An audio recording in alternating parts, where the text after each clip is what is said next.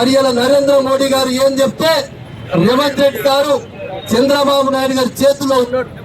కీలు బొమ్మగా ఇప్పుడు కాంగ్రెస్ పార్టీ ముఖ్యమంత్రి లేకుంటే భారతీయ జనతా పార్టీకి లోపాయికారి ఒప్పందమా చంద్రబాబు నాయుడుకు మరి గురువుగా శిష్యునిగా రుణం తీసుకోవడానికి ప్రయత్నం చేస్తా ఉన్నారు.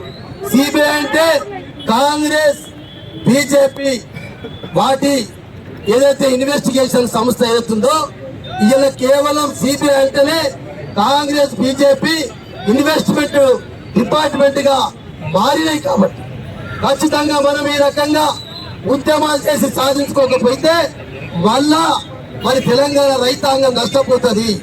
అందుకొరకే దయచేసి ఇవాళ మరి మీరందరూ కూడా చంద్రబాబు నాయుడు గారు కేవలం తెలంగాణ రాష్ట్రం తెచ్చుకున్న ఇష్టం చంద్రబాబు నాయుడు గారికి లేదు. నరేంద్ర మోడీ గారు అయితే తెలంగాణ చీకొట్లు వచ్చింది, పిప్పర్స్ ఫెయిల్ చేసిండ్రు, డోర్లు పెట్టుకొని బిల్లు పాస్ చేసిందని చెప్పి నరేంద్ర మోడీ గారి విషయం దక్కింది. అట్లనే రేవంత్ రెడ్డి గారు అయితే జై తెలంగాణ అని చెప్పి ఇప్పటిదాకా జై తెలంగాణ అనేటువంటి వ్యక్తి తెలంగాణ వాదుల పైన తుపాకులు పట్టుకొని తెలంగాణ ఉద్యమకారులపై కాల్పు జరిపినటువంటి వ్యక్తి రేవంత్ రెడ్డి. కాబట్టి దయచేసి ఈ రకంగా తెలంగాణ వాదులారా ఇప్పుడైనా ఖచ్చితంగా మనమందరం ఏకం కాకపోతే తెలంగాణ అస్తిత్వమే కోల్పోయేటటువంటి ప్రమాదం ఉంది.